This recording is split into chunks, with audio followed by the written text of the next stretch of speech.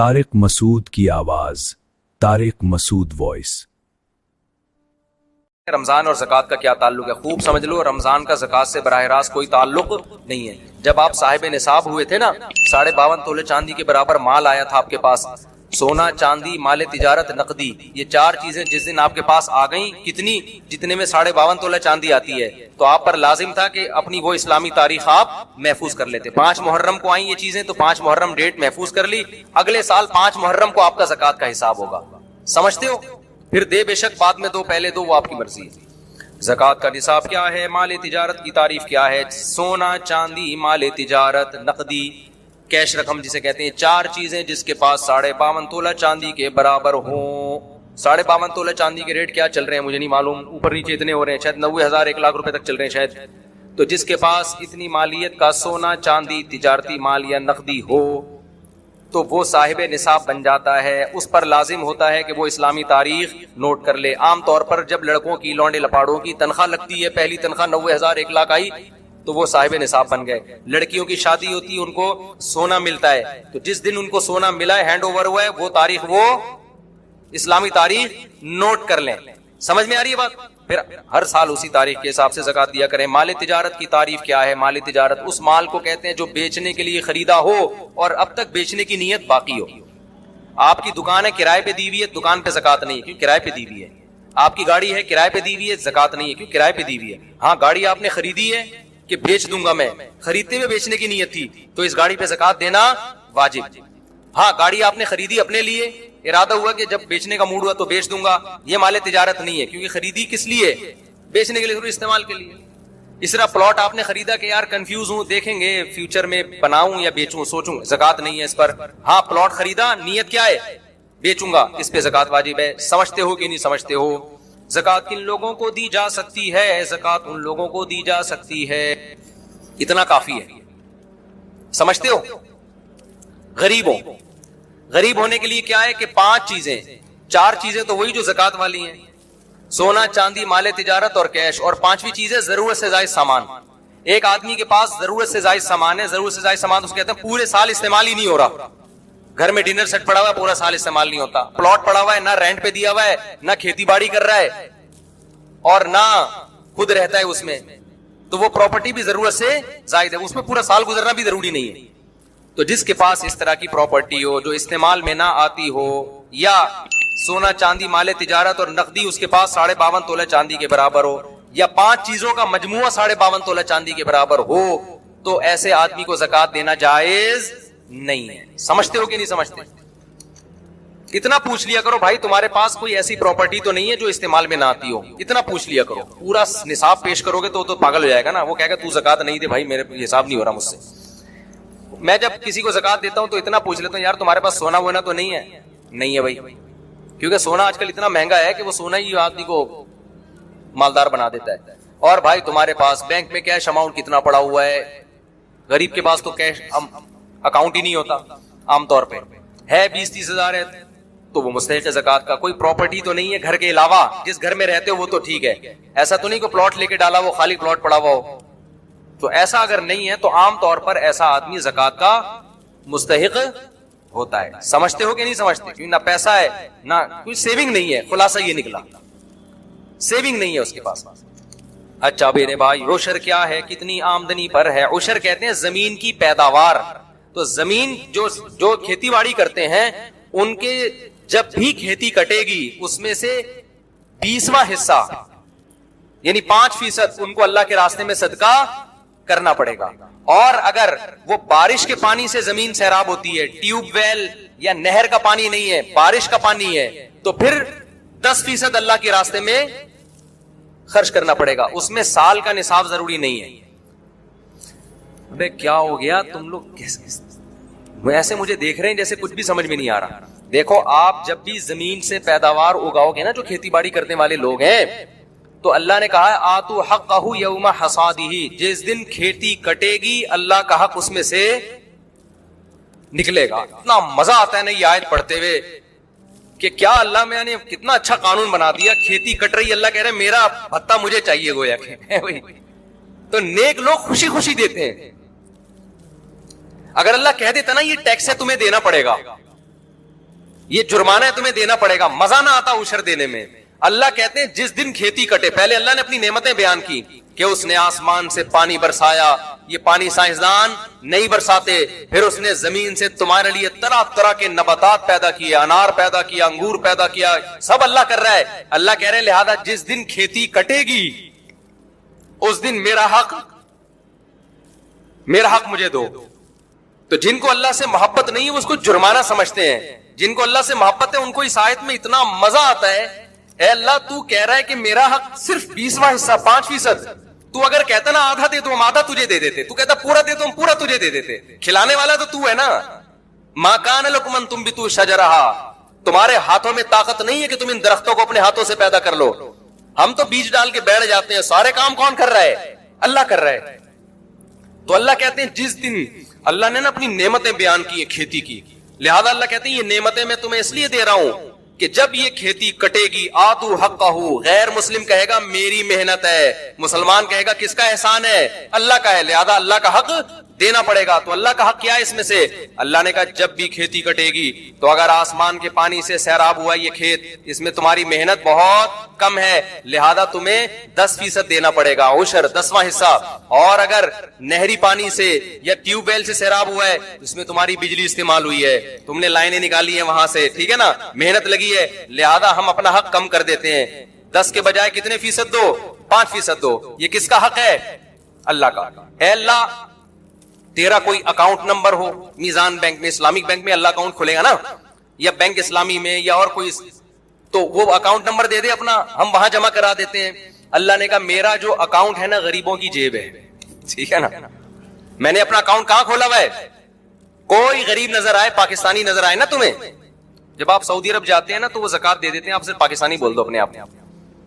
حقیقت ہے. ایک پاکستانی گیا عمرہ کرنے, ایک عرب نے اتنی ریالوں کی گڈی زکات کی لا کے اس کو پکڑا دی کہ زکات.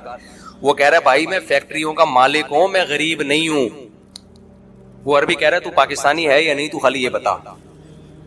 اس نے کہا پاکستانی, اس نے کہا پھر تو زکات کا مستحق ہے. وہ کہہ رہا ہے یار میں مالدار ہوں. وہ عربی کہہ رہا ہے پاکستانی ہے یا نہیں ہے تو یہ بتا. کلو پاکستانی مسکین, ان کا ایک نعرہ ہے. ہر پاکستانی شکل سے بھی غریب لگ رہا ہوتا ہے. مجھے تو عجیب سا لگتا ہے, چھوڑو بھی زیادہ نہیں, پھر پاکستانی بولیں گے تو اپنے ملک کی برائیاں کر رہے ہو, ورنہ آپ کو عجیب سا بات بتاؤں, ایسا ہمارے حکمرانوں نے ہمیں کر دیا, ہم کہیں بھی جائیں نا دنیا میں, کتنے ہی پیسے والے ہو, ہم شکل سے کیا لگ رہے ہوتے ہیں؟ غریب ہی لگ رہے. تو ایسا ہمارا امیج دنیا کے سامنے بنا دیا ہے. اچھا بھائی, تو اللہ میاں نے کہا, کیا کہا کہ میرا جو اکاؤنٹ ہے وہ تمہیں کہاں ملے گا؟ جو غریب نظر آئے اس کی جیب میں وہ عشر ڈال دو. تو دیگر تینوں اماموں کے نزدیک, امام مالک, امام شافی, امام احمد بن حنبل کے نزدیک تو پیداوار کا جو 10واں حصہ ہے وہی آپ کو صدقہ کرنا پڑے گا. امام ابو حنیفہ کے نزدیک یہ اجازت ہے کہ یا تو اس میں سے 10واں حصہ دے دو یا اس 10ویں حصے کی قیمت دے دو, بلکہ قیمت دینا ان کی نظر میں زیادہ بہتر ہے. سمجھتے ہو؟ تو اندازہ لگا لو, گندم کی 100 بوریاں ہیں تو 10 بوریوں کی کیا ویلیو ہوگی, وہ غریبوں میں بانٹ دو یا وہ گندم ہی بانٹ دو, جیسے دونوں طرح سے اختیارات ہیں. تو آج لوگ عشر دینا بھی چھوڑ دیا, اڑا لو مزے. اور کمال کی بات یہ کہ جتنا اللہ کی راہ میں دو گے اللہ اس کو واپس بھی دے دیتا ہے. تو یہ جو کنجوس لوگ ہوتے ہیں نا, جو عشر نہیں دیتے, یہ دنیا کے بھی خسارے میں اور آخرت کے بھی خسارے میں. تو اتنا مزہ آتا ہے زکات نکالنے میں, مزہ آتا ہے. ہمارے شیخ حضرت مفتی رشید احمد صاحب رحمۃ اللہ علیہ نے ارادہ کیا اپنا سارا مال صدقہ کر دیں, پھر ضرورت کا رکھیں. حضرت فرماتے ہیں لیکن میں نے یہ سوچ کے نہیں کیا کہ پھر زکات نہیں واجب ہوگی مجھ پر, زکات دینے کا اپنا مزہ ہے. نہیں یاری بات. تو حضرت اس لیے مالدار رہنا پسند کیا کہ میں زکات نکالا کروں, زکات کا اپنا مزہ ہے بھائی. ابے نہیں یاری سمجھ میں رہنے دو میرے بھائی, کچھ چیزیں ایسی ہوتی ہیں کہ اللہ سے محبت ہوگی تو وہ مزہ آتا ہے ان چیزوں میں. تو عشر کا, زکات کا, رشتہ داروں پہ خرچ کرنے کا, کیونکہ آپ جو رشتہ دار کو دے رہے ہیں, اللہ کہتے ہیں رشتے کو تھوڑی دے رہے ہو, دے کس کو رہے ہو؟ مجھے دے رہے ہو تم. یہ تو میرا وکیل بن کے قبضہ کر رہا ہے, دے کس کو رہے ہو؟ تو اللہ کو دینے میں کوئی سیٹ کروڑ پتی ہو, غریب آدمی سے قرضہ مانگے تو غریب تو سارا کچھ لا کے اس کے قدموں میں ڈال دے گا, کہے گا یار تو اتنا مالدار ہو کے مجھ سے پیسے مانگ رہا ہے, اس سے بڑی میری عزت کیا ہو سکتی ہے. کیونکہ اس کو پتہ ہی ہے وہ یہ ایسے ہی مانگ رہا ہے, یہ تو اس کے پاس تو بہت ہے, یہ تو مانگ کے صرف یہ دکھانا چاہ رہا ہے کہ تو مجھ پہ خرچ کرتا ہے, لہذا یہ اور مجھ پہ الٹا خرچ کرے گا. اور جو اللہ والے لوگ ہیں ان کو اس سے بھی غرض نہیں ہوتی کہ اللہ ہمیں واپس دے. سمجھتے ہو نا, ان کو اس سے نہیں ہوتی کہ ہم صدقہ اس لیے کر رہے ہیں کہ اللہ ہمیں ریٹرن کرے, وہ کہتے ہیں اللہ نہ بھی کرے نا, ہمیں تو اسی میں بڑا مزہ ہے کہ اللہ ہم سے مانگ رہا ہے. تو عشر اور زکات اور صدقات و خیرات دل کی خوشی سے کیا کرو کہ اللہ کا احسان ہے ہمارے اوپر کہ اس نے ہمیں صدقات و خیرات کا حکم دیا, کنجوس نہیں بنایا ہمیں, ورنہ گھسیٹتے رہتے ادھر سے بھی آ جائے, ادھر سے بھی آ جائے, ادھر سے بھی آ جائے, ادھر سے بھی آ جائے. حدیث میں آتا ہے اوپر والا ہاتھ اللہ کو نیچے والے ہاتھ سے پسند ہے. غیرت پتہ نہیں کتنے لوگوں کو اب آئے گی اتنا کچھ سننے کے بعد. اگر کوئی باہر ملک میں کام کرتا ہو تو وہ پاکستانی کرنسی میں زکات ادا کر سکتا ہے, لیکن جس ملک میں رہتا ہے اس ملک کا ریٹ لگائے گا, ڈنڈی نہیں مارے, رہتا وہاں ہے اور یہاں کے قیمت لگا رہا ہے, یہ بیمانٹی ہوگی. بے ایمانی کو بچپن میں ہم کہتے تھے بیمانٹی, پتہ نہیں یہ کراچی کے بچپن کے لوگ یہاں موجود ہیں یا نہیں, کہتے ہیں بیمانٹی کر رہا ہے, بیمانٹی, وہ بے ایمانی سے بیمانٹی بن گیا. تو وہیں کی ویلیو لگائے گا. زکات دینے کے لیے کس حد تک مستحقی تحقیق کرنا ضروری ہے؟ کچھ نہ کچھ تحقیق تو ضروری ہے, اتنا نہیں کہ آپ اس کے گھر میں گھس کے اس کے فریج میں گھسیں اور اس کے بستروں کے نیچے گھس کے گدوں کے نیچے چیک کریں گے ہاں تو نہیں چھپایا ہوا.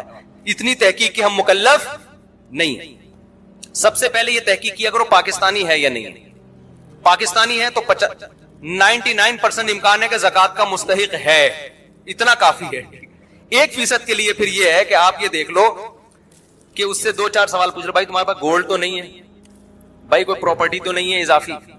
اچھا بیوی کے پاس اگر سونا ہے تو شوہر کا نہیں کہلائے گا, وہ بیوی کا کہلائے گا, اس سے شوہر کا پھر بھی غریب ہونا ثابت ہوگا. سمجھتے ہو؟ تو ان کو دیا جا سکتا ہے جو اس طرح کی تحقیق کر لو. کوشش کرو زیادہ سے زیادہ مستحق کو دو نا.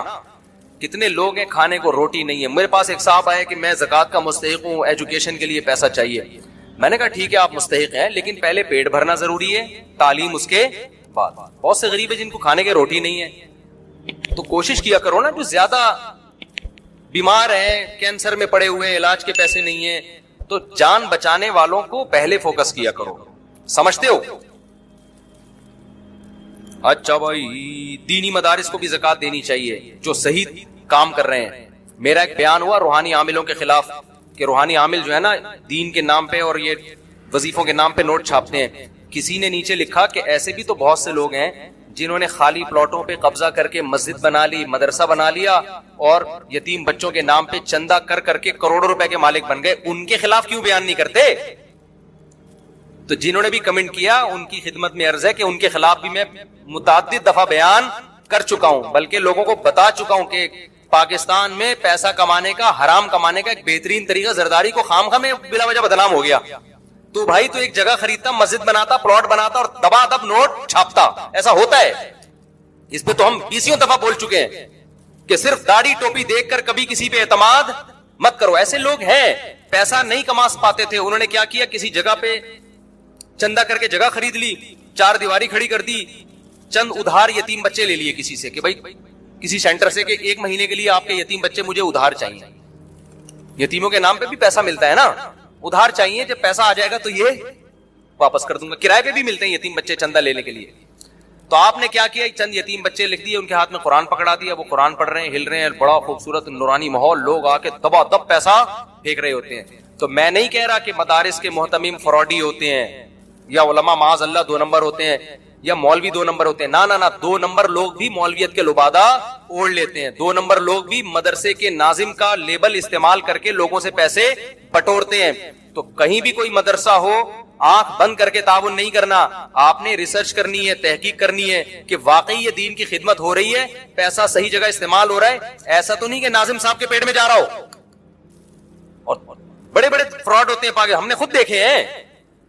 ایک مسجد بنا لی, مسجدیں بک رہی ہوتی ہیں, سودے ہوتے ہیں مسجدوں کے, 1 کروڑ میں بکی, 2 کروڑ میں بکی. خریدنے والے کو پتا ہے 1 کروڑ لگاؤں گا, پھر مسجد کے نام پہ جو چندہ ہوگا نا یہ پیسے ریکور. یہ باقاعدہ بزنس ہو رہا ہے, اپنی آنکھوں سے دیکھا ہے ہم نے. تو اس لیے اب یہ تو نہیں کہ مدرسوں کے ساتھ تعاون ہی چھوڑ دیں. تعاون تو ہماری اور آپ کی ذمہ داری ہے. دینی مدارس کو تو ہم نے ہی چلانا ہے, لیکن طریقہ یہ ہے کہ آپ ایک دفعہ تحقیق کریں کہ ریلائبل مدرسہ ہے یا نہیں ہے, یہاں پیسہ صحیح استعمال ہوتا ہے کہ نہیں ہوتا. آنکھ بند کر کے کسی کے ساتھ تعاون نہیں کرنا. جو قابل اعتماد دینی ادارے ان کے ساتھ تعاون کریں. بنوری ٹاؤن ہے, جامعۃ الرشید ہے, دارالعلوم کرنگی ہے, بن نوریہ ہے, جامعہ اشرفیہ, یہ سارے بڑے بڑے اکابر, بڑے بڑے علماء ان مدارس کو چلا رہے ہیں. تو ان پہ تو پورا اعتماد. اسی طرح چھوٹے مدرسے بھی ہیں جن کے ساتھ تعاون کرنا چاہیے, لیکن پہلے ایک سروے کریں آپ جا کے کہ یہ پیسہ میرا صحیح استعمال ہو رہا ہے یا نہیں ہو رہا, ورنہ فراڈیوں کے ہاتھ پڑ جاؤ گے آپ. بہت پیسہ اس میں, جو مذہب کے نام پہ جب حرام خوری ہوتی ہے نا تو پھر تھوڑا پیسہ نہیں آتا. اگر کسی نے زکوٰۃ ادا نہ کی ہو تو کیا پچھلے سالوں کی زکوٰۃ بھی ادا کرنی ہوگی؟ جی ہاں, ادا کرنی ہوگی بالکل. زکوٰۃ نہ دینے کی کیا وعید ہے؟ اللہ نے فرمایا جو سونا چاندی تم جمع کر کے رکھتے ہو زکوٰۃ نہیں دیتے, اسی کو پگھلا کے تمہاری پیشانیوں کو داغوں گا میں قیامت کے دن, اور کہوں گا ھذا ما کنزتم لانفسکم, یہ وہ خزانہ ہے جو تم نے اپنے لیے جمع کیا تھا. آپ کہہ سکتے ہو اللہ کرنسی کو کیسے جلائے گا, تو اللہ اس کو بھی جلا کے داغ سکتا ہے. تو جو مال جمع کر رہے ہو نا اور زکوٰۃ نہیں دے رہے, اسی کو اللہ جلا کے پیشانیوں کو داغے گا قیامت کے دن. اللہ اس عذاب سے بچائے. اچھا میرے بھائی, زکوٰۃ کا کانسیپٹ کیا ہے, اس کے پیچھے کیا فلسفہ ہے؟ زکوٰۃ کا کانسیپٹ یہ ہے کہ اللہ کہتا ہے کہ میں اپنے بندوں کو کھلاتا پلاتا ہوں, یہ تمہاری کمائی نہیں ہے, یہ میرا احسان ہے. تو جب میرا احسان ہے تو جو مجھ پر ایمان لائے گا تو وہ مجھے قرضہ دے گا, اور مجھے قرضہ دینے کا طریقہ ہے میری مخلوق پہ خرچ کر دو. تو جس کا اللہ پہ اللہ چیک کرتا ہے کہ یہ اوپر کے ایمان کے دعوے ہیں, سچی مچی کا مسلمان ہے یہ, صحیح ہے نا, کیونکہ پیسہ خرچ کرنے کے لیے کمزور ایمان چلتا نہیں ہے. صحیح ایمان ہوگا تو روکڑا نکلے گا, ورنہ نہیں نکلے گا. ایک کو آپ نے محبت کا دعویٰ کیا اپنی محبوبہ سے, مجھے تم سے بہت محبت ہے, اس نے کہا بہت ہے تو 500 روپے دے دو. تو آپ نے کہا یار یہ 500 روپے تو نہیں میں دے رہا, تو سمجھ جائے گی اوپر سے بولنے پر گورنمنٹ کی طرف سے کوئی پابندی نہیں ہے, تو 500 روپے سے پتا چلے گا. اگر وہ مانگ لے 1000 روپے تو پھر پتا چلے گا 1000 والی ہے. تو ریٹ ہوتے ہیں نا, روکڑے سے پتا چلتا ہے کہ کتنی محبت ہے. تو اللہ میاں بھی کہتے ہیں کہ میں تم مجھ سے محبت کا دعویٰ کرتے ہو, اس کا روکڑے سے پتا چلے گا مجھے خوش کرنے کے لیے پیسہ کتنا خرچ کرتے ہو. صحابہ تو پورے باغ دے دیا کرتے تھے. قرآن میں جب یہ نازل ہوا نا کہ تم نیکی کی حقیقت تک اس وقت تک نہیں پہنچ سکتے جب تک محبوب چیز صدقہ نہ کرو. ابو طلحہ انصاری آئے, انہوں نے عرض کیا یا رسول اللہ میرا پورا باغ صدقہ ہے, مجھے سب سے زیادہ محبوب وہی ہے. تو یہ مستحب ہے, فرض واجب نہیں ہے اتنا صدقہ. لیکن صحابہ نے تو بڑی بڑی آزمائشوں پہ پورے اترے, ہم سے تو اللہ صرف 2.5% مانگ رہا ہے. اچھا بھائی, مقروض پر زکوٰۃ کا کیا حکم ہے؟ صاحب نصاب پہ جتنا قرضہ ہے اس قرضے کو مائنس کرے گا وہ. یا آپ کے پاس 1 لاکھ روپے پڑے ہوئے ہیں, قرضہ 50,000 کا ہے, تو لاکھ سے 50,000 مائنس کریں گے, پھر 50,000 جو بچے گا تو وہ دیکھا جائے گا کہ نصاب کے برابر ہے یا نہیں. اگر ہے تو زکوٰۃ ہے, نہیں ہے تو زکوٰۃ نہیں ہے. تو قرضے کو مائنس کیا جاتا ہے. اچھا بھائی, اگر کسی نے کمیٹی ڈالی ہوئی ہے تو اس پر اچھا قرضے میں ایک بات یہ بھی جو انہوں نے سوال پوچھا نہیں ہے, بعض دفعہ آپ پلاٹ خریدتے ہو قسطوں پہ, نیت ہوتی ہے بیچنے کی لیکن قسطوں پہ خریدتے ہو. اب 1 کروڑ کا قسطوں پہ پلاٹ خریدا اور آج پلاٹ کی ویلیو ہے 1.5 کروڑ. اب لوگ پریشان ہوتے ہیں کہ یہ جو ہم نے 1 کروڑ دینی ہے یہ مائنس کرنا ہے کہ نہیں کرنا. تو خوب سمجھ لو, جو قسطیں اس سال آپ نے دینی ہے, یعنی جب زکوٰۃ واجب ہوئی ہے اس سے اگلے سال والی تاریخ کے اندر جو قسطیں دینی ہیں ان کو اس پلاٹ کی قیمت سے مائنس کیا جائے گا. جو 1 سال کے بعد دینی ہے ان کو پلاٹ کی قسطوں سے مائنس نہیں کیا جائے گا. سمجھتے ہو؟ اچھا بھائی, اگر کسی نے کمیٹی ڈالی ہوئی ہو تو اس پر زکوٰۃ ہوگی یا نہیں ہوگی؟ اگر کمیٹی نکل چکی ہے تو جو قسطیں آپ نے دینی ہے وہ آپ پہ لون ہے, وہ قرضہ ہے. تو جس دن زکوٰۃ کی تاریخ آئے گی تو جتنا کیش اماؤنٹ آپ کے پاس ہے ان میں جو قسطیں آپ نے ابھی دینی ہے کمیٹی کی وہ قسطیں مائنس کرو گے. 1 لاکھ کی کمیٹی نکلی, پہلی کمیٹی نکل گئی اور زکوٰۃ کی تاریخ آ گئی, لیکن آپ نے ابھی ہر مہینے 5,000 1 سال تک دینے ہیں, تو اس میں تو 1 سال بھی نہیں, جب تک قسطیں دینی ہیں آپ نے وہ تمام قسطیں اس 1 لاکھ سے مائنس کرو گے آپ, تو ظاہر ہے وہ 5,000 ہی بچے گا. اور اگر کمیٹی آپ کی آخر میں نکلی ہے تو اب چونکہ آپ کے اوپر قسطیں باقی بچی نہیں ہیں تو اب آپ کچھ بھی مائنس نہیں کریں گے. تو جتنی قسطیں باقی رہ گئی ہیں وہ کمیٹی کے پیسوں سے مائنس کر کے زکوٰۃ نکالی جائے گی, اور اگر قسطیں باقی نہیں رہی ہیں تو پھر پورے پیسوں پہ زکوٰۃ دینی پڑے گی. سمجھتے ہو کہ نہیں سمجھتے؟ اگر کسی کی طرف سے بغیر اجازت زکوٰۃ ادا کر دی جائے تو ادا ہو جائے گی؟ نہیں ہوگی ادا. شوہر نے بیوی کی زکوٰۃ بغیر بتائے دے دی تو زکوٰۃ ادا نہیں ہوگی, دوبارہ دینی پڑے گی. ہاں, بیوی کو بتا دیا, اس کی پرمیشن لے لی, اس کی اطلاع میں آ گیا, پھر دے دی تو زکوٰۃ ادا ہو جائے گی. تو کسی کی طرف سے زکوٰۃ کے لیے اس کو بتانا, اس سے پرمیشن لینا ضروری ہے. اگر گھر کرائے پر دیا ہو تو زکوٰۃ کا حکم, گھر پہ زکوٰۃ نہیں ہوتی. اگر بیچنے کے لیے خریدا ہے تو ہوگی ورنہ نہیں ہوگی. لیکن اس کا جو کرایہ آ رہا ہے زکوٰۃ کی تاریخ جب آئے گی تو اس دن جتنا کیش اماؤنٹ اس کرائے میں سے بچا ہوا ہوگا زکوٰۃ ہوگی, جو خرچ ہو گیا اس پہ زکوٰۃ نہیں ہے. گھریلو سامان اور استعمال کی چیزوں پر زکوٰۃ ہوتی ہے نہیں ہوتی؟ زکات پیش کی ادا کرنے کا کیا حکم ہے؟ ادا کر سکتے ہیں لیکن حساب اسی دن کا لگانا پڑے گا. مثال کے طور پر 5 محرم کو آپ کے پاس 52.5 تولہ چاندی کی ویلیو کے برابر چیزیں آ گئی جو میں نے جس کی تفصیل بتائی ہے. تو اب آپ نے 5 محرم کو وہ ڈیٹ نوٹ کر لی. اگلے سال 5 محرم آئے گا تو آپ دیکھو گے سونا چاندی مال تجارت نقدی میرے پاس کتنا ہے. آپ نے اندازہ لگا لیا جی 1 کروڑ کا ہے, تو نوٹ کر لو میرے ذمہ زکات کتنی ہے؟ 2.5 لاکھ. 1 کروڑ پہ کتنی ہوتی ہے؟ تو تاریخ اس دن کا حساب نوٹ کرو. 2.5 لاکھ آپ نے نوٹ کر لیا. اب پورا سال پڑا ہے, آپ قسطوں میں دے سکتے ہو, جتنا جلدی دو اتنا اچھا ہے. بعض دفعہ دیر اس لیے کرتا ہے کہ بھائی کوئی مستحق نہیں مل رہا, ابھی پیٹرول تھوڑا اور مہنگا ہونے دو تو پھر ہر ایک کو دے سکتے ہیں, ہم بانٹ دیں گے. بعض دفعہ یہ ہوتا ہے, ٹھیک ہے نا, نہیں یاری بات میرا خیال ہے. تو اس نیت سے دیر بھی کی جا سکتی ہے تو لیکن حساب اسی دن کا کرنا پڑے گا. ایڈوانس میں بھی دی جا سکتی ہے. مثال کے طور پر 5 محرم کو آپ صاحب نصاب بنے, ابھی 2 محرم ہے, زکات ابھی فرض نہیں ہوئی, اگلے سال کے 2 محرم, لیکن غریب مل گیا. آپ پیٹرول ایک دم 22 روپے مہنگا, اڑوس پڑوس میں جنازے اٹھنا شروع, ڈپریشن کی گولیاں مہنگی.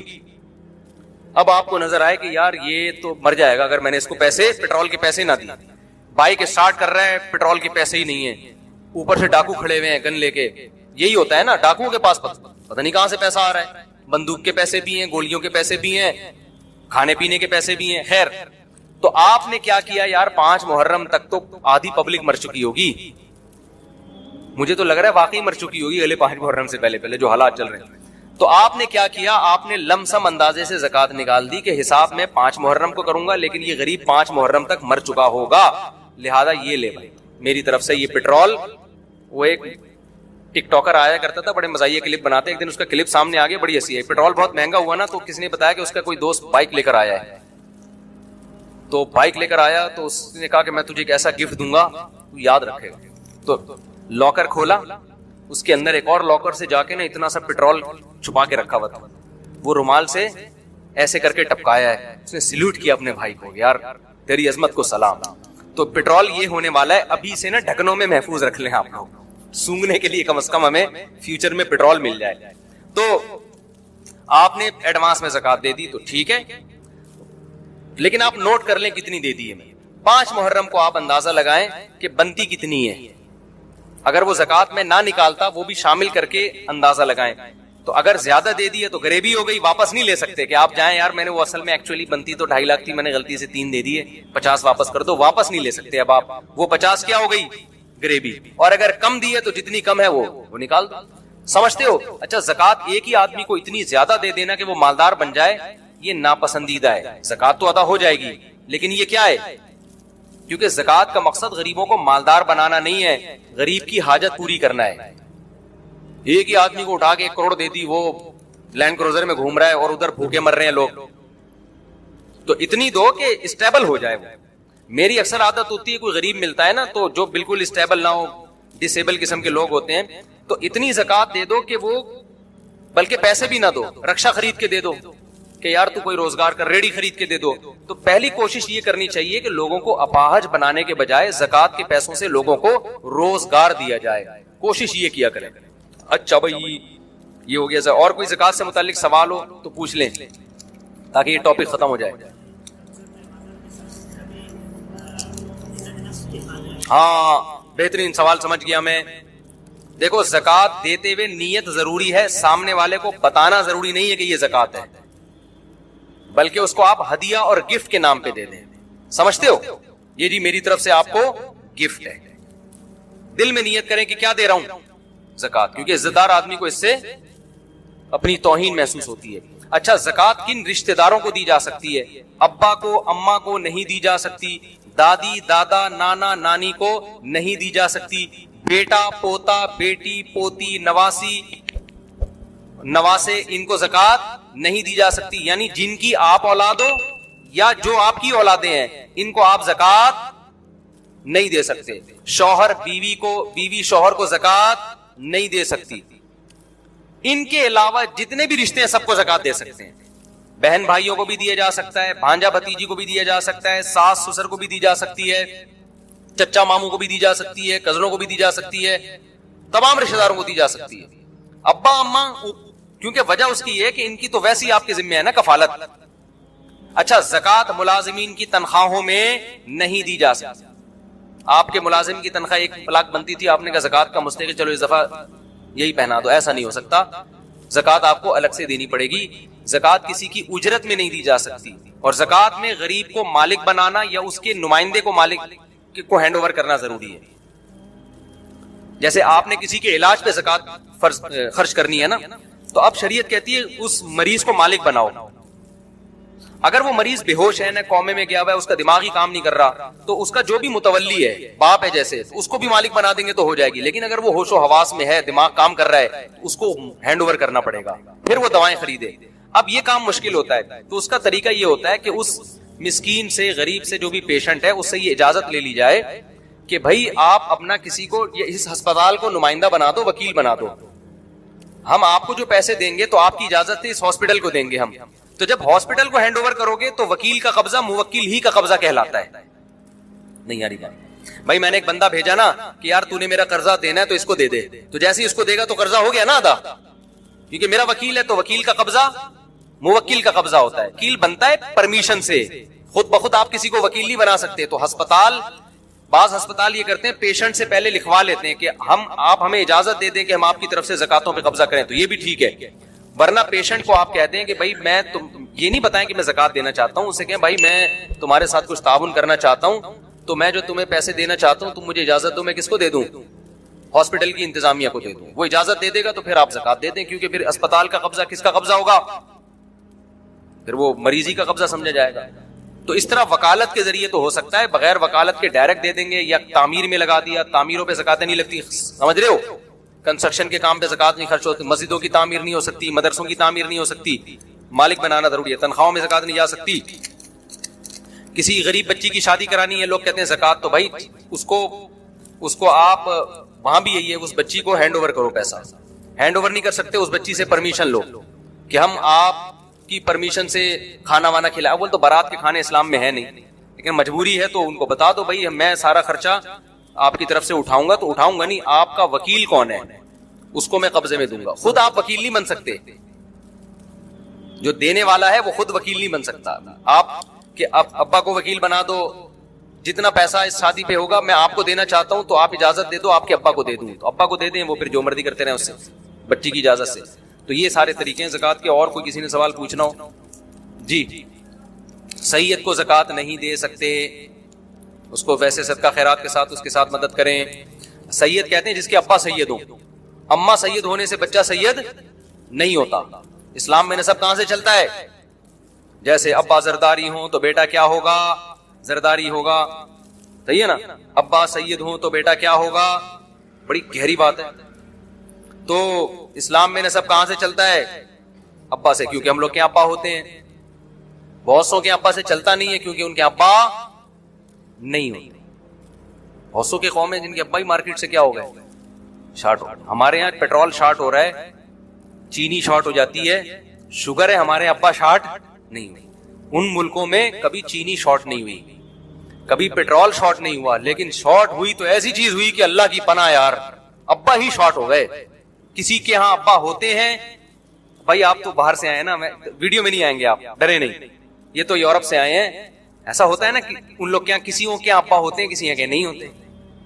تو ابھی تو BBC کی رپورٹ ہے, اس میں رپورٹ آئی ہوئی تھی وہی ان مغربی کنٹریز کے بارے میں کہ ابا کا ریشو ختم ہوتا جا رہا ہے. ایسے بچے بہت سارے ہو گئے جن کے ابا ہی نہیں ہیں.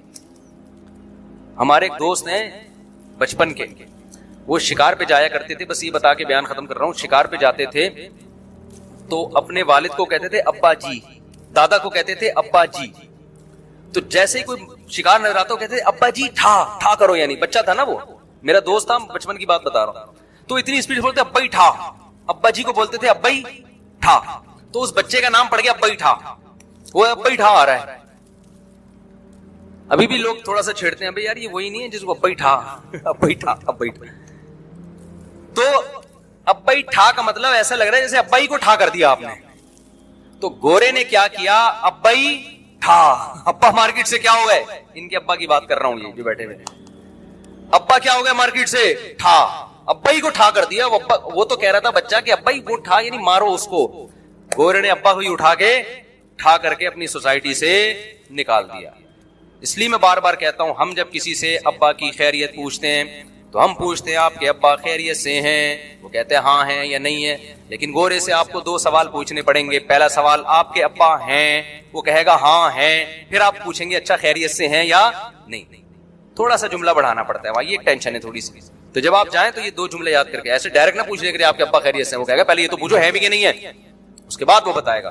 خیر, کہاں سے کہاں بات چلی گئی, تو زکات کے مسائل تھے. ٹھیک ہے نا, ابا سید ہو تو بیٹا کیا ہوگا, سید, اس کو زکات نہیں. میاں بیوی کے شوہر سید ہے تو بیوی سید نہیں ہوگی, بیوی کو زکات دے سکتے ہیں.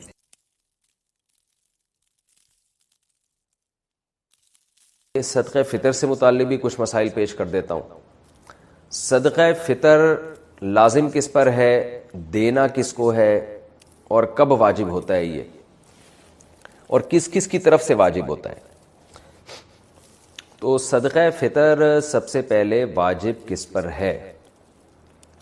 دیکھیں, صدقہ فطر کا نصاب جو ہے نا, خوب سمجھ لیں.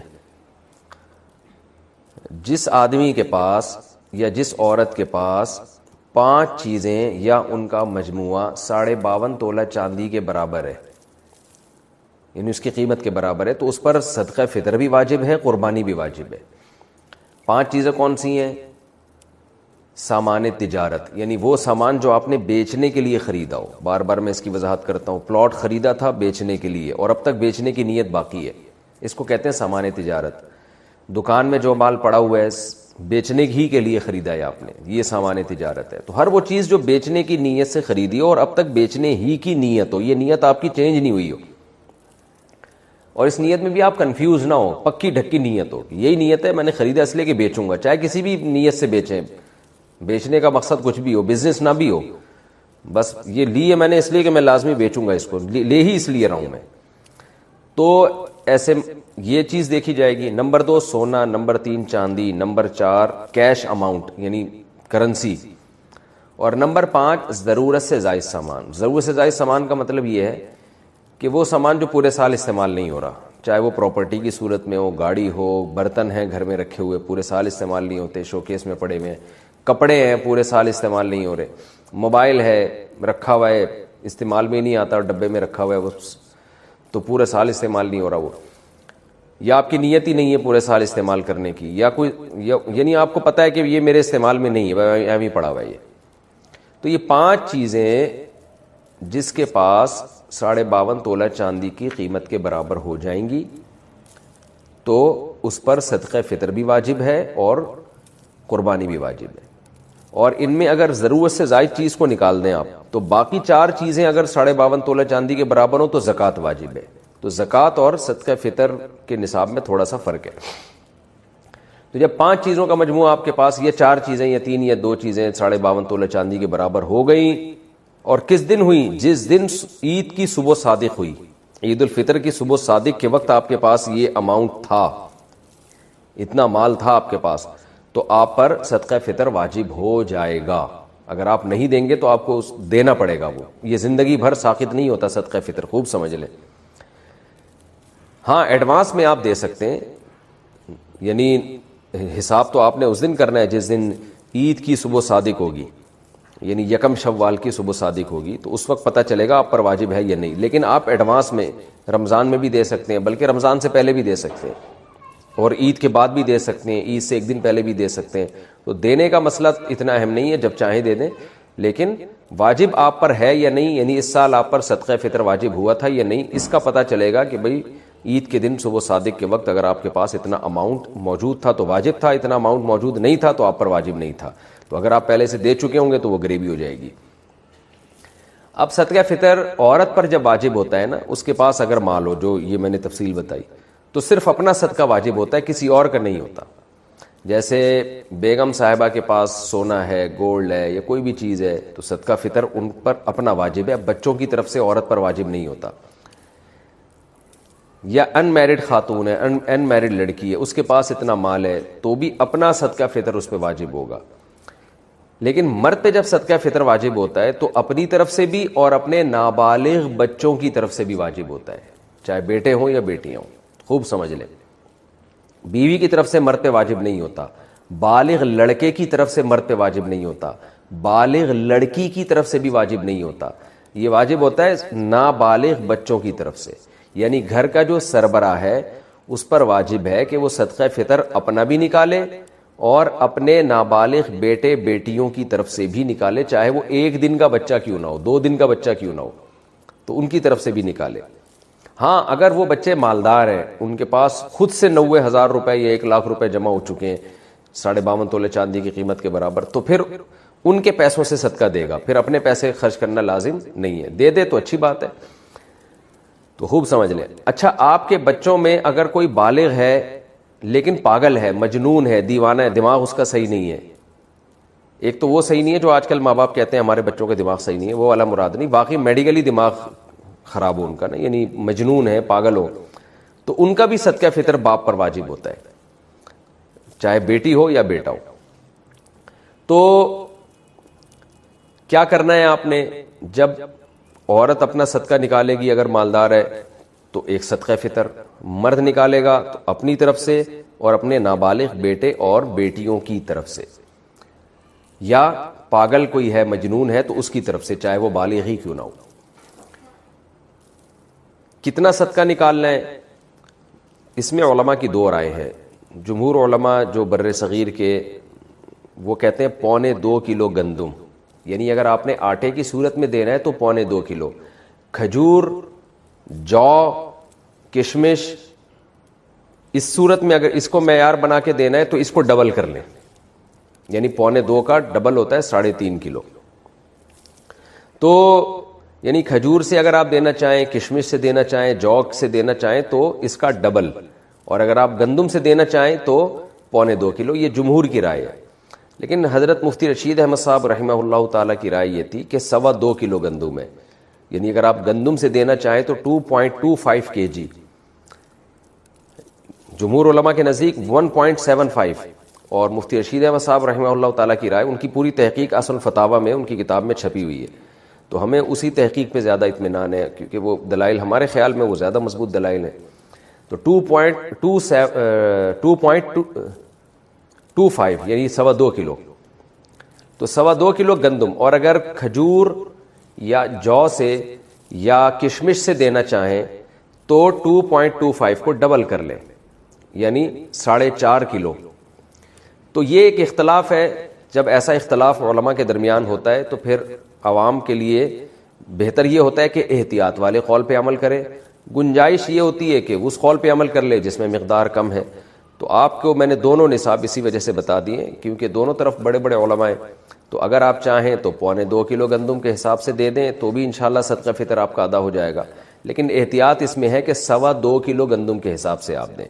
تو 2.25 کلو گندم کا جو فی الحال ریٹ چل رہا ہے آج کی تاریخ میں وہ 180 روپے ہے، اور 2.25 کیا آپ خود ہی کیلکولیٹ کر لیں کتنا بنتا ہے. تو اس کا طریقہ یہ ہوتا ہے دکان والے سے پوچھیں بھائی 10 کلو کے آٹے کی تھیلی کتنے کی آ رہی ہے، وہ آپ کو اصل میں ایک ایک چیز نا سمجھانی پڑتی ہے، لوگ کنفیوز ہو رہے ہوتے ہیں آج کل. تو آپ دکان والے کو فون کر کے پوچھ لیں میرے بھائی 10 کلو آٹے کی تھیلی کتنے کی ہے، وہ آپ کو بتا دے گا جی اتنے کی ہے. تو اس کو 10 سے ضرب دیں گے تو 1 کلو کی آ جائے گی، 1 کلو تھیلی کی ویلیو آ جائے گی. اور پھر آپ اس کو 4 سے تقسیم کریں گے تو 1 پاؤ کی آ جائے گی. ٹھیک ہے نا؟ تو 1 کلو کی بھی پھر 1 پاؤ اس میں ایڈ کر دیں 2.25 کلو نکل آئے گا. تو اب بھی میں اب یہ تو نہیں کہ کیلکولیٹر سے اب آپ کو ایک ایک چیز سکھاؤں. تو خیر 2.25 کلو گندم کے ریٹ آپ معلوم کروا لیں، یا آپ سستے والا دینا چاہتے ہیں تو 2.25 کے معلوم کروا لیں. تو یہ ریٹ آپ نے کیا کرنے، یہ اس کی قیمت آپ کسی ایسے شخص کو دیں گے جو زکوٰۃ کا مستحق ہے. اور زکوٰۃ کا مستحق کون ہوتا ہے یہ کئی بار میں ریکارڈ کروا چکا ہوں، آپ دیکھ سکتے ہیں. آپ کے یہ جو میرا جو یہی چینل ہے نا آس مفتی طارق مسعود جس پہ یہ مسائل چل رہے ہیں، اس میں آپ سرچ کریں گے آ جائے گا. تو زکوٰۃ کا کوئی بھی مستحق ہو اس کو یہ دیا جا سکتا ہے، اپنے رشتہ داروں کو بھی دیا جا سکتا ہے، بلکہ زیادہ ثواب ہے رشتہ داروں کو دینا. دینی مدارس جو قابل اعتماد مدارس ہیں، بڑے بڑے مدارس وہ تو اکثر صحیح ہوتے ہیں، لیکن کوئی بھی مدرسہ آپ سمجھتے ہیں کہ اس کے محتمم صاحب زکوٰۃ کے مسائل جانتے ہیں اور صحیح جگہ خرچ کریں گے. میں اس لیے بار بار کہہ رہا ہوں کہ بعض لوگوں نے ایسی 4 دیواری کھڑی کی ہوئی ہوتی ہے جو 2-4 یتیم بچے لا کے ڈال دیے ہوتے ہیں اور پھر دبا کے نوٹ چھاپ رہے ہوتے ہیں زکوٰۃ اور فطرے کے نام پہ، ان کی شکلیں دکھا دکھا کے نا کہ یہ دیکھو یتیم بچے ہیں، اور پھر نوٹ چھاپ رہے ہوتے ہیں وہ. تو کوئی بھی دینی مدرسے کا لبادہ اوڑھ کے آپ کو بیوقوف نہ بنائے، تحقیق کریں کہ یہ واقعی ایماندار لوگ ہیں یا نہیں ہیں، پھر آپ دیا کریں. تو دینی مدرسے میں دے سکتے ہیں، مسجد میں فطرہ نہیں لگ سکتا، کیونکہ صدقہ فطر کا مصرف وہی ہے جو زکوٰۃ کا. اس میں بھی غریب کو مالک بنانا، جس کو تملیک کہتے ہیں، مالک بنانا ضروری ہے. تو اب آپ نے کیا کرنا ہے، 2.25 کلو گندم یا 4.5 کلو جو یا کھجور. اس کے ویلیو معلوم، بہتر ہے کھجور سے دیں جو سب سے اچھا کہلائے گا. کشمش سے دیں تو یہ اس میں زیادہ ثواب ملے گا آپ کو. دل بڑا رکھنا چاہیے، اللہ بڑا ہے تو پھر اللہ کو بھی سخی لوگ پسند ہیں، تو آپ بڑا دل رکھ کے کھجور کے ویلیو کے حساب سے دیں. اچھا، یہ آپ نے قیمت ہی دینی ہے یا گندم بھی دے سکتے ہیں؟ تو تینوں ائمہ کے نزدیک، امام مالک، امام شافعی اور امام احمد ابن حنبل رحمہم اللہ تعالی، ان تینوں اماموں کے نزدیک آپ پیسے نہیں دے سکتے صدقہ فطر میں. آپ کو گندم ہے تو گندم ہی دینی پڑے گی، آٹا دینا پڑے گا. یا اگر آپ جو سے دینا چاہتے ہیں تو آپ کو جو دینی پڑے گی. آپ کشمش سے دینا چاہتے ہیں تو کشمش ہی دینی پڑے گی، اس کی قیمت نہیں دے سکتے آپ. لیکن امام ابو حنیفہ رحمہ اللہ کا موقف یہ ہے کہ آپ وہ چیز بھی دے سکتے ہیں اور اس کی قیمت بھی دے سکتے ہیں. تو امام ابو حنیفہ کے رائے میں آسانی بہت ہے. اسی وجہ سے میں نے دیکھا ہے کہ بہت سے حضرات جو دوسرے فقہ کو فالو کرتے ہیں وہ بھی اس میں امام حنیفہ کی رائے کو لے رہے ہوتے ہیں. لیکن بہرحال اصول یہ ہے کہ جب آپ ایک فقہ کو فالو کریں تو آپ نے مکمل اسی کو فالو کرنا چاہیے. اپنی خواہشات کی بیس پر، چھوٹی چھوٹی باتوں کی بیس پر ایک فقہ سے دوسرے فقہ کی طرف چھلانگ مارنا، اس سے انسان نفسانی خواہشات کا غلام بنتا ہے، پھر بڑے بڑے مسائل میں بھی یہی کام کرنے لگتا ہے وہ. تو آپ بہرحال امام حنیفہ رحمہ اللہ تعالیٰ کی رائے کے مطابق آپ اس کا متبادل بھی دے سکتے ہیں. دیکھیں حدیث میں تو متبادل کا تذکرہ نہیں ملتا. حدیث میں تو یہ گندم ہے تو گندم ہی ہے، جو ہے تو جو ہی ہے. لیکن امام حنیفہ نے اجتہاد کیا ہے کہ جی مقصد تو فقیر کی حاجت پوری کرنا ہے نا، تو گندم کے بجائے پیسے دینے میں حاجت زیادہ پوری ہوگی. تو بہرحال میں نے تو آپ کے سامنے فقہا کے جو اختلاف تھا وہ بیان کر دیا. اب آپ جانیں آپ کیا اس کیسے عمل کرتے ہیں. تو آپ اس کی قیمت بھی دے سکتے ہیں اور عین وہ چیز بھی دے سکتے ہیں. اچھا، یہاں پر ایک چیز اور بھی ہے کہ مرد تو دے گا اپنے نابالغ بچوں کی طرف سے بھی اور اپنی طرف سے بھی. اگر بیوی کی طرف سے صدقہ فطر وہ دے دے یا بالغ بچوں کی طرف سے دے دے تو ادا ہو جائے گا. تو جی ہاں بالکل ادا ہو جائے گا، لیکن اس کے لیے پہلے ان کو بتانا، ان سے پرمیشن لینا ضروری ہے. اگر آپ نے صدقہ فطر دے دیا بیوی کو بتائے بغیر، بعد میں وہ پرمیشن دے دے ٹھیک ہے جی قبول ہے، تو ادا نہیں ہوگا. اس لیے کہ یہ عبادت ہے اور عبادت میں نیت ضروری ہے، اور نیت عبادت سے پہلے ہوگی. نماز پڑھنے کے بعد آپ فیصلہ کریں کہ میں یہ ظہر کے 4 فرض بناؤں یا عصر کے بناؤں، ایسا نہیں ہوتا، پہلے کرنا پڑتا ہے آپ کو. تو بیوی سے پہلے پرمیشن لے لیں کہ بھئی میں تمہاری طرف سے صدقہ ادا کر رہا ہوں. تو اس کی خاموشی اس کی علامت ہوگی کہ وہ راضی ہے اس پہ. ظاہر ہے اس پہ تو سبھی راضی ہوتے ہیں کہ جب آپ کسی کی طرف سے کوئی عبادت کر رہے ہو تو کون منع کرے گا آپ کو، اس کا پیسہ بھی بچ رہا ہو. تو بچوں کا بھی ایسا ہی ہے، بالغ بیٹا ہے بالغ بیٹی ہے، ان کو بھی پہلے اطلاع دے دیں کہ میں تمہاری طرف سے، تم سب کی طرف سے صدقہ فطر ادا کر رہا ہوں. تو اگر ان کی اجازت ہوگی تو ٹھیک ہے. یعنی یہ اطلاع، یہ خاموشی بھی اجازت ہی ہے ایک طرح کی. تو اس طرح سے آپ اگر دینا چاہیں تو ادا ہو جائے گا. دینا کب چاہیے؟ عید سے پہلے پہلے دینا، یہ سنت عمل ہے، تاکہ غریب لوگ عید کی خوشیوں میں آپ کے ساتھ شریک ہو جائیں. لیکن اگر کسی نے عید کے دن دیا تو بھی ٹھیک ہے، عید کے بعد دے دیا تو بھی ٹھیک ہے، لیکن افضل اور سنت یہی ہے کہ عید سے پہلے پہلے دے. اور صدقہ فطر جو ہے یہ قضا نہیں ہوتا، یہ آپ پر ہمیشہ کے لیے لازم رہتا ہے. اگر کسی نے 10-15 سالوں سے صدقہ فطر ادا نہیں کیا ہے تو اب وہ سارے تمام جتنے بھی سال گزر چکے ہیں سب کا صدقہ فطر آج نکالے گا. وہ یا اس کو تقسیم کر کے دیتے، یکمشت دینا ضروری نہیں ہے، وہ حساب لگا لے، لیکن اس کو اپنی زندگی میں وہ پورا صدقہ ادا کر لے. یاد رکھو، زندگی گزارنے کا طریقہ ہے کسی کو اپنی مجبوری نہ بناؤ. جب آپ مجبوری بنا لیتے ہو نا کسی کو، آپ کے ہاتھ بن جاتے ہیں، آپ کے ہاتھ بن جاتے ہیں. اور جتنا آپ اپنے آپ کو دوسروں کے سامنے مجبور بناؤ گے، اس زمانے میں اگلا اتنا ہی آپ کو نوچ نوچ کے کھانا شروع کر دے گا، نوچ نوچ کے کھانا شروع کر دے گا. تو یہ ہم صرف فقیر کس کے ہیں؟ اللہ کے। محتاج کس کے ہیں؟ اللہ کے۔ بس اللہ کے سامنے گڑ گڑاؤ، اللہ کے سامنے ناک رگڑو، اللہ کے سامنے بولو میں محتاج ہوں، میں بھکاری ہوں تیرے در کا۔ باقی ہر ایک کے سامنے میرے بھائی سر اٹھا کے جینا سیکھ۔ اور دیکھو مرد کی اللہ نے یہ اس فطرت رکھی ہے کہ اپنے ماتحتوں کے، آپ کے ماتحت اچھا سلوک کرے نا، آپ 20 گنا بڑھا کے اچھا سلوک کرو ان کے ساتھ۔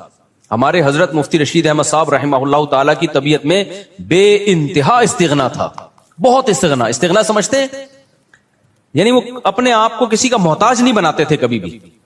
لیکن ہم نے دیکھا کہ ہمارے حضرت کی کوئی ذرا سی خدمت کر لینا، حضرت کو پتا چلتا تھا نا یہ دل سے خدمت نہیں کرنا چاہتا، حضرت کبھی بھی خدمت نہیں لیتے تھے اس سے۔ حضرت فرماتے تھے میرے محسنین صرف میرے ماں باپ ہیں اور میرے استاذ، اس کے علاوہ میں کسی کا احسان نہیں لیتا، ایسا سر اٹھا کے جیے ہمیشہ۔ لیکن ہم دیکھتے تھے اگر حضرت کی کوئی ذرا سی خدمت کر دے، بہت معمولی سی، اتنی دعائیں دیتے تھے، اتنی دعائیں، ہمیں شرمندگی ہوتی تھی، ہم نے کون سا تیر مار لیا بھائی، یعنی کیا کر لیا ہم نے، اتنی دعائیں، اتنا خوش اتنا خوش۔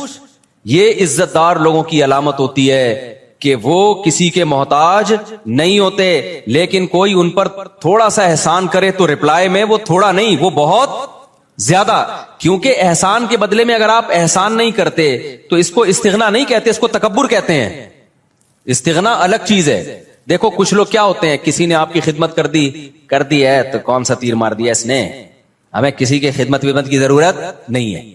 دیکھنے میں تو لگے گا آپ بہت اونچے ہیں، لیکن یہ اونچے نہیں، آپ کا کھوپڑی کیا ہو گئی ہے، آؤٹ، آپ میں تکبر ہے۔ بھائی کوئی خدمت ٹھیک ہے، آپ اس کی خدمت کے محتاج نہیں ہیں، لیکن اگر اس نے خدمت کر دی ہے نا تو آپ اس کو رپلائی ایسے دو کہ جیسے آپ کو بہت ہی اچھا لگا ہے، آپ کو ضرورت تھی۔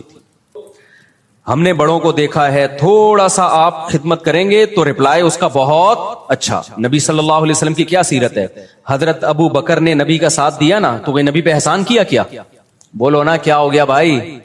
حضرت ابو بکر نے جب نبی صلی اللہ علیہ وسلم کو لوگوں نے مکہ سے نکالا تو کس نے ساتھ دیا؟ ابو بکر نے۔ غار میں کون ساتھ تھا؟ ابو بکر۔ حالانکہ اصل میں یہ نبی کا احسان تھا حضرت ابو بکر پہ۔ بھائی اس خدمت کی وجہ سے نبی کی تو اللہ نے ویسے ہی مدد کرنی تھی، یہ تو نبی نے ابو بکر کو اپنی خدمت کا موقع دے دیا رضی اللہ عنہ کو، تو یہ نبی کا کس پر احسان ہے؟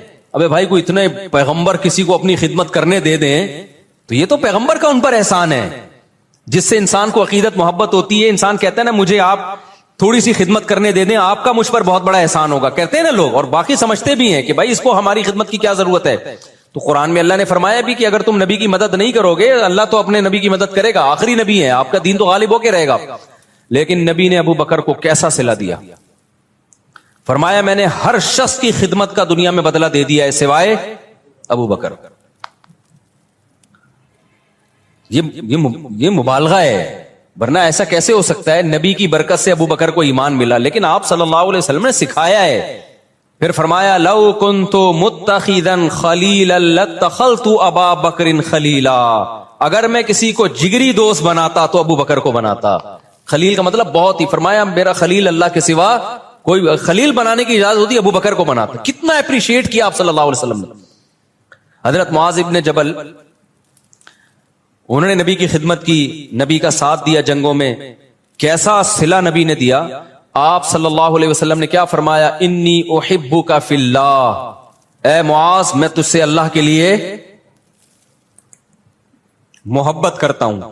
جس سے آپ کو محبت ہونا، صحابہ کو پیغمبر سے کس قدر محبت تھی، پیغمبر کی زبان سے جب یہ لفظ نکلا ہوگا تو صحابی کی کیا کیفیت ہوئی ہوگی آپ سوچو۔ جب انہوں نے یہ سنا نا تو رونے لگے۔ تو کیا یہ نبی اپریشیٹ کر رہے ہیں، حوصلہ افزائی کر رہے ہیں۔ حضرت خالد ابن ولید رضی اللہ تعالیٰ نے جب جنگ جتوائی ہے تو آپ نے کیا فرمایا؟ سیف من سیوف اللہ، اللہ کی تلواروں میں سے ایک تلوار۔ یہ نبی کی سیرت سے ہمیں پتا چلتا ہے کہ نبی کے ساتھ کسی نے تھوڑا کیا تو نبی نے رپلائی میں بہت بڑھا کر اس کا بدلہ دیا ہے۔ تو اس لیے جو خاندانی لوگ ہوتے ہیں نا، عزت دار لوگ ہوتے ہیں، وہ ہمیشہ سر اٹھا کے جیتے ہیں، وہ کسی کی خدمت کے محتاج نہیں ہوتے، وہ سسرال کے جہیز کے محتاج، بولتے کیوں نہیں بھائی؟ نہیں ہوتے وہ نہیں کہتے ہمیں یہ چاہیے، صوفہ چاہیے، بیڈ چاہیے، الماری چاہیے، نہ ہمیں کچھ نہیں چاہیے، ہم عزت دار لوگ ہیں بھائی، ہم خرچہ خود اٹھاتے ہیں. لیکن اب ایسا نہیں ہو. لوگ کیا کرتے ہیں جہیز کے خلاف بیان سن سن کے نا، یہ بھی مارکیٹ میں اس طرح کے لوگ آ رہے ہیں، جہیز کے خلاف بیان سن سن کے ہمیں کچھ نہیں چاہیے، ہمیں نہیں چاہیے، ہمیں نہ گاڑی چاہیے، ہمیں نہ موٹر سائیکل چاہیے، ہمیں نہ گھڑی چاہیے، ہم عزت دار لوگ ہیں، ہم سسرال کے ٹکڑوں پہ پلنے والے لوگ نہیں ہیں. ٹھیک ہے جی، آپ کی شادی ہو گئی، سسر صاحب نے لا کے کوئی گھڑی گفٹ کر دی، ہمیں نہیں چاہیے، ہم عزت دار لوگ ہیں. اب یہ کیا ہو رہی ہے بھائی آپ کو نہیں چاہیے نا، اب بغیر چاہت کی ایک چیز مل رہی ہے، آپ لیں جے نا، اب آپ کا بہت بڑا احسان ہے. یہ نہیں بولے یہ سستی والی لا کے پکڑا دی آپ نے مجھے، ٹھیک ہے حضرت یہ بڑی خدمت آپ کی، اللہ آپ کو جزائے خیر دے، ہم تو بہت شکریہ آپ کا.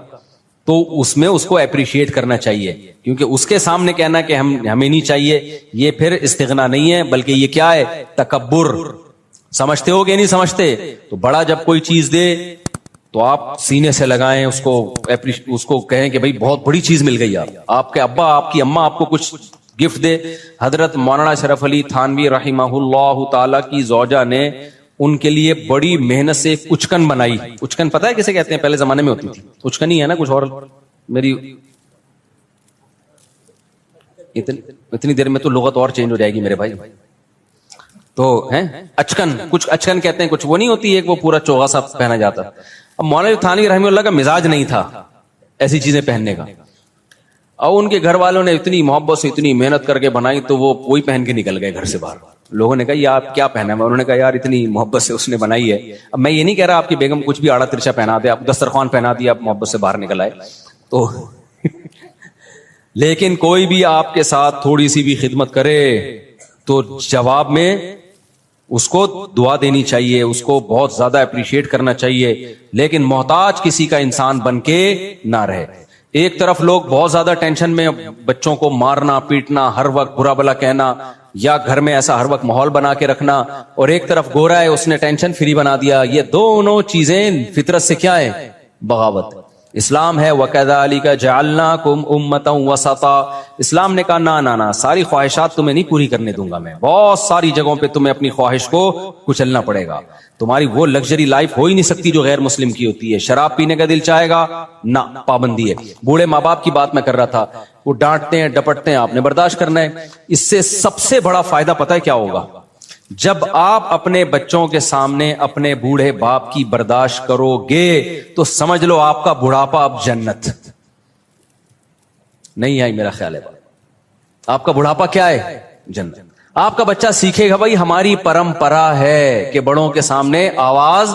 دیکھو میں 1 گھنٹہ تقریر کروں نا کہ باپ کے سامنے مت چیخو، باپ کی خدمت کرو، خدا کی قسم اس کا 1% شاید اثر ہو جائے. لیکن میرا باپ زندہ ہو اور میں اولاد کے سامنے ان کی خدمت کر رہا ہوں اور باپ کی مار برداشت کر رہا ہوں، وہ مجھ پہ ہاتھ اٹھا رہا ہے مگر میں اس کے سامنے آواز اونچی، مار کھا کے بھی میں مسکرا رہا ہوں.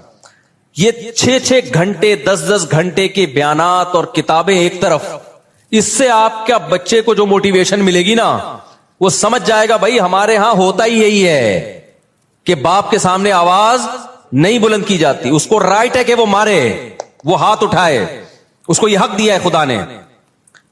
اب تک ہمارا کلچر بچا ہوا کیوں تھا؟ باپوں کے سامنے ماؤں کے سامنے چیختے نہیں تھے. کیوں بچا ہوا تھا؟ اس لیے کہ دیکھتے آ رہے باپ. اب سیٹ اپ ختم ہو گیا نا، تو شادیاں دیر سے ہو رہی ہیں، بچے پیدا ہی ایسی عمر میں ہوتے ہیں کہ آپ کے باپ کا انتقال ہو چکا ہوتا ہے. یہ بھی ایک بڑا نقصان ہے. پہلے لوگ بچے دیکھتے تھے ہمارے ابا اپنے ابا کی ایسی خدمت کر رہے ہیں. ہم نے ایسے خاندان دیکھے ہیں کہ دادا بیٹھا ہوا ہے نا، مجال ہے کوئی منہ سے آواز بھی نکال لے، وہ پتہ چلتا تھا واقعی دادا ہے. اب دادا ایک لقب رہ گیا، محلے کا دادا آ رہا ہے. جو سچی مچی کا دادا ہے گھر میں اس کی کوئی 2 ٹکے کی ویلیو نہیں ہے. وہ بیچارہ کھانسنے کے لیے ہے، بس اس کی کھانسی سے بھی تکلیف ہوتی ہے، جراثیم پھیلا رہا ہے گھر میں بیٹھ کے وہ. تو اسی طرح میرے بھائی جو عورت شوہر کے سامنے آواز پس رکھتی ہے اس کی بیٹیاں بھی کیا کرتی ہیں. تبھی کہیں کہ رشتہ لینے کے لیے جایا کرو نا تو یہ دیکھا کرو میری ساس کا میرے سسر کے ساتھ ایٹیٹیوڈ کیسا ہے.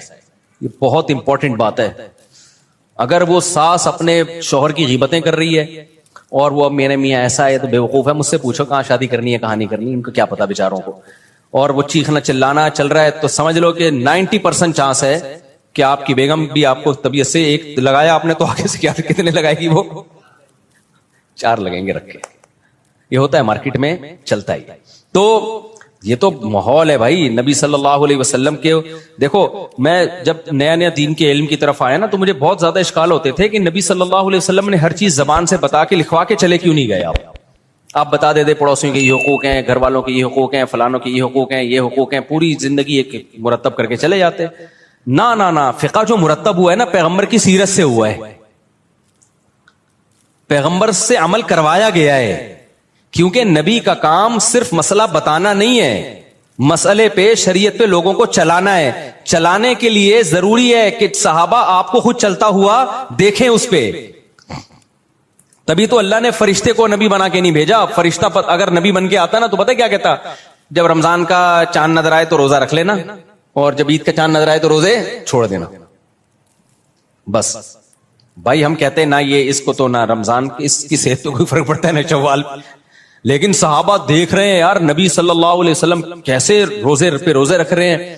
تو جب تک انسان کا عمل سامنے نہیں ہوتا موٹیویشن نہیں ملتی ہے. دیکھو میں ایک اور مثال دیتا ہوں. صلح حدیبیہ کے موقع پہ مشرکین مکہ نے صحابہ کو عمرہ کرنے سے روک دیا. اب عمرے کا احرام باندھا ہوا ہے سب نے. آپ کو مسئلہ پتا ہونا چاہیے کہ جب ہم عمرے کا احرام پہن لیتے ہیں, لبیک اللہم لبیک کہہ دیتے ہیں, تو جب تک طواف اور سعی نہ کر لیں وہ احرام اتارنے کی اجازت بولو نہیں ہے. بالکل ایسے جیسے تکبیر تحریمہ کے لیے نیت باندھ لی نا, تو جب تک 2 رکعتیں پڑھ کے سلام نہیں پھیرو گے آپ کو نیت توڑنے کی اجازت نہیں ہے, گناہ ہے نیت توڑنا. تو ایسے ہی احرام جب ایک دفعہ باندھ لیا جائے نا تو جب تک عمرہ نہ ہو جائے آپ اس احرام کو نہیں کھول سکتے. تو صحابہ احرام میں بیٹھے ہوئے ہیں, مشرکین نے آپ کو منع کر دیا, معاہدہ کیا کہ بھئی اگلے سال آنا آپ عمرہ کرنے کے, اس سال نہیں کر سکتے آپ. تو اب صحابہ پریشان, پہلے موت پہ بیعت کر چکے ہیں 1400 صحابہ کہ ہم لڑیں گے ان سے.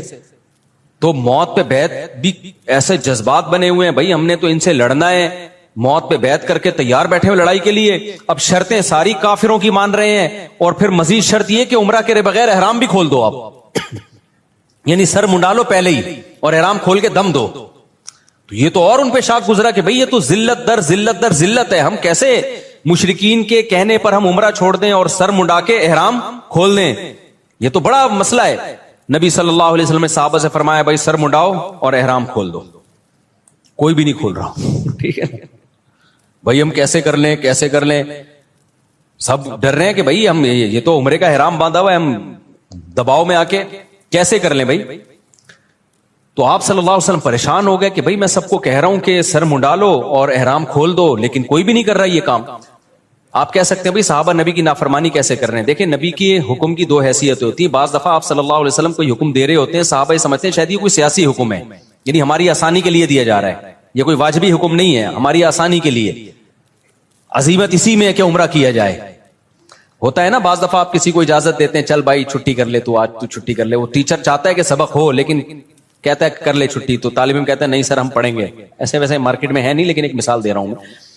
تو اور اتنے اچھے ٹیچر بھی نہیں ہے کہ آپ کا چھٹی کرنے اور کیا نہیں پڑھو, وہ بھی کہتا ہے جا. کراچی میں تو 1 بوند برسنے سے پہلے ہی 1 مہینے کے اسکول کی چھٹیاں ہو جاتی ہیں, ابھی 2-4 بوندیں اور پڑ گئی تو 6 مہینے کی چھٹی. خیر, تو نبی صلی اللہ علیہ وسلم کو پھر حضرت صفیہ نے مشورہ دیا, آپ کی زوجہ نے فرمایا یا رسول اللہ آپ ان لوگوں کو آرڈر نہ کریں, آپ سر منڈا لیں احرام کھول لیں بس. تو نبی صلی اللہ علیہ وسلم نے کیا کیا, سر منڈایا, احرام کھول دیا اپنا. جیسے ہی نبی نے کیا سب نے سر منڈا کے کیا کر لیا. اس سے پتا چلتا ہے نبی کی بھی اسپیچ اثر نہیں کر رہی ہے. آپ پریشان ہو گئے بھائی یہ مان کیوں نہیں رہے میری بات, لیکن جیسے ہی عمل کیا ہے نا, ایک دفعہ بھی, اور مشورہ کس نے, آپ کی زوجہ نے دیا کہ حضرت صفیہ نے, کہ آپ نہ بولیں لوگوں کو, آپ صرف یہ کام کر لیں, آپ سر منڈا لیں اپنا اور آپ احرام کھول دیں. جیسے ہی کیا سب نے فوراً. تو اس سے صاف پتہ چلتا ہے بھائی آپ 1-2 گھنٹے کی تقریریں کرتے رہیں اثر نہیں ہوتا. آپ اپنے گھر کا ماحول بنانا چاہتے ہو نا, خود کیا بن جاؤ, انسان کے بچے بن جاؤ, صحیح ہے نا. ماحول آہستہ آہستہ سیٹنگ پہ آنا شروع ہو جائے گا. اپنے بڑوں کی خدمت کر کے دکھاؤ, اپنے بڑوں کو رسپیکٹ دو, اپنے بڑوں کا احترام کرو. آج ہو کیا رہا ہے, مائیں اپنے بچوں کے سامنے نا بچوں کے چاچو کی غیبتیں کر رہی ہوتی ہیں. تمہارا تو چاچو ایسا ہے, تمہارا تو باپ ایسا ہے, تمہارے باپ سے. ایک صاحب مجھے کہنے لگے 40 سال ہو گئے میری اپنی بیگم کی خدمت کرتے ہوئے. بیگم بچوں کے سامنے کہہ رہی تھی تیرے باپ نے ہمیں دیا کیا ہے. اچھا بس ختم کر. تمہارے باپ نے جو ہے نا کیا ہمیں کچھ بھی نہیں. تو میں نے کہا پھر آپ کیا جواب دیتے ہیں؟ کہہ رہے میں کہتا ہوں میں معذرت چاہتا ہوں بیگم, میں آپ کی صحیح خدمت, کیونکہ اگر وہ بچوں کے سامنے کہہ دے نا کہ یہ غلط کہہ رہی ہے تو ایک جنگ چھڑ جائے گی. کیا ہو جائے گا؟ بچے دیکھیں گے اما ابا ہمارے دونوں کیا ہیں, فائٹر ہیں. تو وہ صاحب کہتے ہیں میں فائٹ سے بچنے کے لیے کیا کہتا ہوں کہ ایکسکیوز کرتا ہوں, میں نے 40 سال آپ کی خدمت جیسی خدمت کرنی چاہیے تھی کائنڈلی میں وہ خدمت نہیں کر سکا. تو اب پتہ نہیں کون اس میں صحیح تھا کون غلط تھا, واللہ عالم. بہرحال تو مائیں بعض دفعہ یہ کر رہی ہوتی ہیں بچوں کو باپ کے بارے میں تمہارا باپ ایسا تمہاری, اور باپ بعض دفعہ ماں کے بارے میں تمہاری ماں ایسی. تو خوب سمجھ لو یہ بچہ نہ باپ کا رہے گا اور نہ ماں کا رہے گا. مائیں سمجھ رہی ہوتی ہیں یار ایک اور واقعہ میرے سامنے آیا ہے, خون کے آنسو رونے کا دل کرتا ہے. ایسے واقعات بھی آتے ہیں, ماں بیمار ہوئی ہے نا, اب بچہ ماں کی زیادہ خدمت کر رہا ہے تو باپ کو غصہ آ رہا ہے. باپ بیمار پڑا ہوا ہے, بچہ باپ کی بہت خدمت کر رہا ہے تو ماں کو غصہ آ رہا ہے کہ کیوں ابا کو اتنا کیوں فری کرایا ہوا ہے. بس اعتدال سے رہو, زیادہ غلام بننے کی کوشش. یار تو اپنا بڑھاپا دیکھ لے بھائی. جو بچہ تیرے شوہر کی خدمت کر رہا ہے بیماری میں, جس کو تو کہہ رہی ہے مکھن لگا رہا ہے, چاپلوسی کر رہا ہے, چمچا بنا ہوا ہے, تو خوش ہونا چاہیے کہ کل وہ تیری بھی کرے گا ایسی خدمت. اس کو اس سے باغی بنا رہی ہیں. کتنا بڑا جرم ہے یار, کیسے بے وقوف لوگ ہیں کہ نہیں ہیں. تو اس لیے صبر کا مطلب کیا ہے؟ اللہ نے جو کہا نا کہ صبر کرو, صبر ان الانسان خلق ہلوعا, انسان جلد باز ہے, اس میں صبر نہیں ہے. تو یہ جو غیر مسلموں میں بے صبری پیدا ہوئی ہے نا, خودکشیاں, وجہ اس کی یہ کہ ان کی زندگی میں پابندیاں ختم. جب پابندیاں ختم تو یہ ان میں صبر کا مادہ ہی ختم ہو جاتا ہے. ذرا سی ٹینشن آئی, اور ٹینشن ان کی ریلیشن خراب والی ٹینشن ہوتی ہے. سب مادہ پرست بن گئے ہیں, ذرا سا پیسہ گیا تو سب کچھ گیا. یار بچہ 18 سال کا ہوتا ہے تو باپ کہتا ہے کہ کرایہ دے میرے گھر میں رہنے کا. سمجھ رہے؟ بچہ 18 سال کا ہوا نا تو باپ کہتا ہے تیرے باپ کا گھر نہیں ہے, ٹھیک ہے, کیا دے گا؟ کرایہ دے گا. اتنی مادہ پرستی جس سوسائٹی میں آ گئی ہو تو خودکشیاں نہیں ہوں گی کیا وہاں پہ؟ ریلیشن صرف کتے سے اور پیسے سے بس. تو میرے بھائی اپنے سسٹم کو بچاؤ. اللہ نے ہمیں بہت ساری پابندیاں لگائی ہیں, بہت ساری ٹینشنیں دی ہیں. نظر کی حفاظت کی ٹینشن, باپ اور ماں کی برداشت کرنے کی ٹینشن, بیوی کی کڑوی کسیلی برداشت کرنے کی ٹینشن. عورت کو حکم دیا, شوہر الٹا سیدھا ہے, کوئی بات نہیں بھائی, میاں ہے نا سرپرست ہے, تھوڑا سا برداشت کر لو. غلط کیا اس نے تھپڑ لگا کے, لیکن لگا دیا تو آگے سے رپلائی مت کرو ورنہ تمہارا ہی نقصان ہوگا اس میں. تو یہ جو پھر رمضان کے روزوں کی ٹینشن, شراب سے بچنے کی ٹینشن, یہ بہت ساری ٹینشنیں کیا کرتی ہیں, ہمارا جو امیون سسٹم ہے اس کو کیا کر دیتی ہیں, بوسٹ. پھر کبھی زندگی میں کوئی ٹینشن آئی تو اتنی ساری ٹینشنیں جھیلی بھی ہوتی ہیں کہ یہ ٹینشن ہمیں ہلکی لگتی ہے. بالکل وہ ایک جو بدماش تھا نا سعودیہ کے جیل سے چھوٹ کر آیا, مجھے اپنا واقعہ بتا رہا تھا, انڈیا میں بڑی بدماشیاں اس نے کی ہیں. کہہ رہا میں نے انڈیا میں اتنی جیلوں میں مار کھائی ہے کہ ایک دفعہ سعودی عرب میں پکڑا گیا تھا تو جب وہ مجھے مار رہے تھے تو مجھے ایسا لگ رہا تھا گدگدیاں ہو رہی ہیں مجھے. میں نے اس کو پوچھا نا یار تجھے اتنا مارا تو نے راز اگلا کیوں نہیں؟ وہ اپنی کمپنی کو بدنام نہیں کرنا, وہ یہ نہیں بتا رہا تھا میں فلاں کمپنی کا آدمی ہوں. کمپنی سے وفا کی اس نے. دیکھو اس نے کہا کہ اگر میں نے بتا دیا نا فلاں کمپنی کا ہوں تو کمپنی کا تو قصور تھا نہیں, لیکن کمپنی بدنام ہوتی اس کا کاروبار بیٹھ جاتا. کہتا ہے میں نے کہا میں کمپنی کا ملازم ہوں, مار کھاؤں گا, کمپنی کو بدنام نہیں کروں گا. جو میری غلطی ہے میری ہے, میں کمپنی پہ کیوں ڈالوں؟ اتنی مار کھائی لیکن منہ سے اگلا نہیں. میں نے کہا کیسے برداشت کر رہے ہیں, ہم عادی ہیں. لیکن اس کا فائدہ کیا ہوا برداشت کا؟ کمپنی کے اونر کو جب پتا چلا نا یار اس نے اتنی مار کھائی, ہماری کمپنی کو بدنام نہیں کیا, انہوں نے کمپنی نے اس کو پارٹنر بنا دیا اپنا. اب وہ ارب پتی ہے, وہ آدمی کروڑ پتی ہے وہ آدمی. سمجھتے نہیں ہو میرا خیال ہے بات. تو یہ جو میرے بھائی اسلام کی پابندیاں ہیں یہ آپ کو کیا کر دیتی ہیں, اسٹرانگ کر دیتی ہیں, مضبوط بنا دیتی ہیں. غموں کو جھیلنا آپ کے لیے آسان. اس لیے انسان کے بچے بن کے جو شریعت کی پابندیاں ہیں اس کو فالو کرو. وقت چونکہ پورا ہو گیا ہے, مجھے اندازہ ہی نہیں تھا کہ اتنی جلدی وقت پورا ہو جائے گا.